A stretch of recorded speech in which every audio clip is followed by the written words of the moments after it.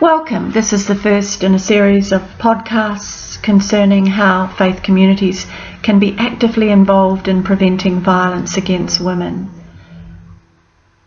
Violence against women is preventable. Let me repeat that statement. Violence against women is preventable. Violence is a choice, not an instinct, and it is never excusable. We are not pre-wired for aggression. Otherwise, the existence of peaceable people would be inexplicable. Men have a key role to play in preventing violence against women. We know that the impact of violence on the lives of Australian women and their children cut across lines of age, ethnicity, ability and class. And for some women that impact is lethal. Intimate partner homicides account for 20% of all homicides, and 4 out of 5 of these involve a man killing his female partner. There is no other problem, disease or illness that claims as many victims. In almost every case, the perpetrator is a male and the victim is a female. The violence and abuse by men towards women is rooted in our history, our laws, and woven into the very fabric of faith communities.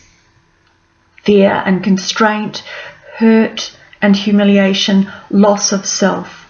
These words characterize the realities of life for millions of women and girls all over the world. Our culture and norms are founded on the belief that women have less value than men. Our culture guarantees that there will always be a top and a bottom. Hard data and statistical analysis now show what common sense already knows, that inequality is socially corrosive and bad for our health. We know that as hierarchy increases, the quality of social relations deteriorate. The more hierarchical and unequal the social environment, the less likely we are to trust each other. The more inequality results in higher levels of stress, particularly for those with less social status. For those at the top of the pecking order, the more we use dominant strategies, including discriminating against those at the bottom. It is part of the same culture that condones, tolerates, or dismisses men's violence against women. The latest National Community Attitude Survey on Violence Against Women illustrates the inextricable link between gender violence and gender inequality. The survey of some 17,000 Australians revealed a disturbing acceptance of violent attitudes. A quarter of those asked believe men could be excused from domestic violence if they lost control or regretted it. The link between inequality and violence was driven home to me recently. A faithful member of a local Anglican parish said he really didn't understand what all the fuss was about. Sure, women had been abused in the past, but today, he said, women had never had it so good. Besides, women aren't the only group to be oppressed. Women need to stop feeling sorry for themselves, leave the past in the past, and thank God for all the blessings, was his advice to battered women. Acting like victims will keep them victims for life, he said. Another stated matter-of-factly that part of the blame for violence lies with the women themselves. She said, if women could learn to approach their husbands with more femininity, then men would have no cause to lash out. Certain sections of the Christian church are communicating to women of faith that they should stay in abusive relationships, try to be better wives and forgive and forget. As well, some deliver sermons that speak without nuance of the virtue of submitting to the will of God, for example, or the way in which God sends us suffering to test our faith. Church leaders have communicated to perpetrators that their efforts to control their wives or girlfriends are justified because women are to be subject to men in all things. The good news is that no Christian could claim that women's inherent inferiority is derived from the teachings and the life of Jesus of Nazareth. I need only cite Jesus' encounter with the women at the well in John 4 and with the Syrophoenician woman.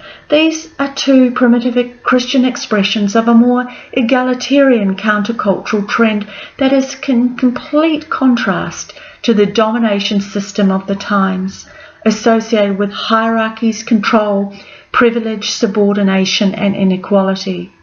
In the prophetic, charismatic, foundational age of Christianity, individual women had particularly close access to Jesus and played important active roles which break with the patriarchal relations of their respective socio-historical contexts.